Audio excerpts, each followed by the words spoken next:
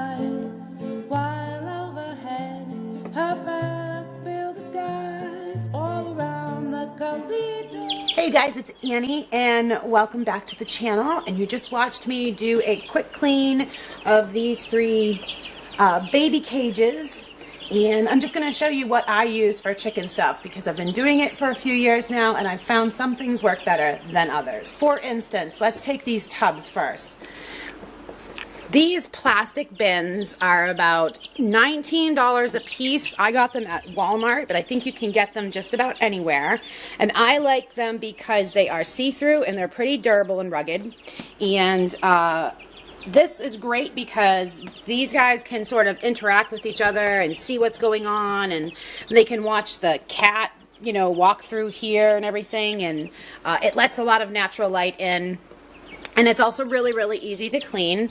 So I have probably 6 of these ones, and then I have a few other different colored ones that I use to hold on to shavings, or I just have in an emergency situation if I really overdid it on the incubator. I like to keep about 10 chicks in each bin. So we've got 10 in here, and there's actually 11 in here. And then I've got 3 in here, and I'll explain why in just a second. These guys are the big guys. This one, he's going to be a rooster. He's extremely protective of everything. Oh my, you're a tough little one, aren't you? So these are my firstborn babies, and you can tell because look at all the feathers they've got on them. They are feathering out really nicely. They've got a little bit of their down. You can see it's coming right out. There's a piece on this chicken right here. They're doing really well. And then this one, these guys were born about 6 days after the first bin. There's another Araucana. Yeah, look at you. You're so cute. And these guys don't have as many feathers, but they're starting to work. And then this bin here is for my, this is for my little nursery for my sick guys. I've got one here that's got some really crooked toes. Right up there. This guy's got some, oh careful bud. This guy's got crooked toes. They don't sit correctly. And we've seen this in a couple of our chickens. And then this guy, he's got a bunk leg, but he's got, it's a better one than most of the bad leg chicks that we've seen or hatched.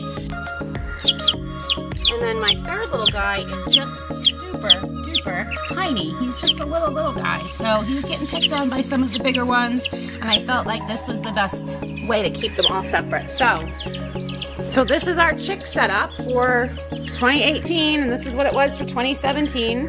Light. I've got these ones pulled back a little bit because these guys don't need to be as warm. Hi. These guys don't need to be as warm as they were in the beginning.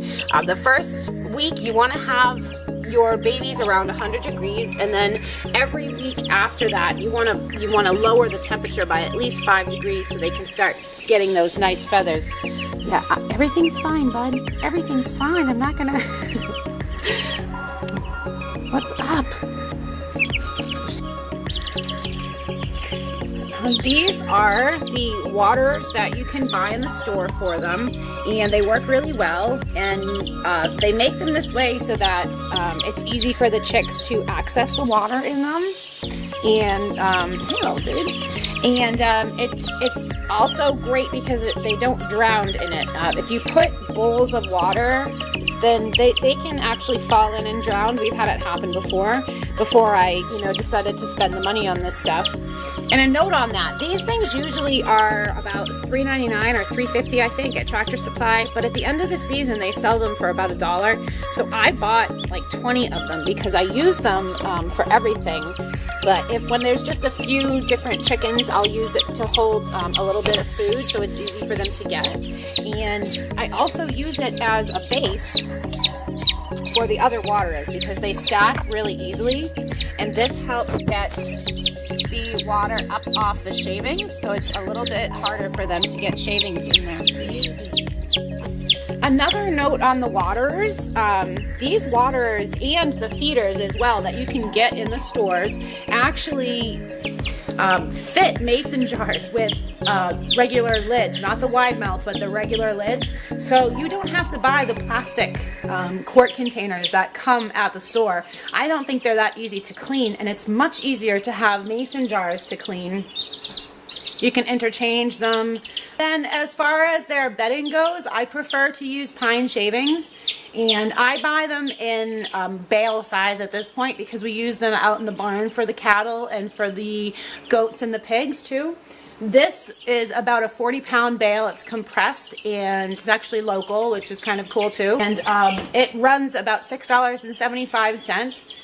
You can get much smaller if you don't have to buy an entire bale of shavings. You can get much smaller amounts, but it's really economical for me to use this much.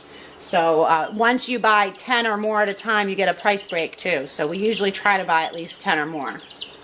And the other thing about that is we end up, these guys only poop, I mean, a little tiny bit, but it's really important to keep their cages clean because they can get sick if they have a lot of poop in their cages. So I always clean these guys at least twice a day, once in the morning, once at night. And we don't throw the shavings away.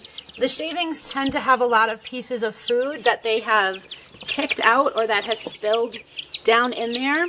And so we just actually bring these right out to our bigger chickens and let them sift through it.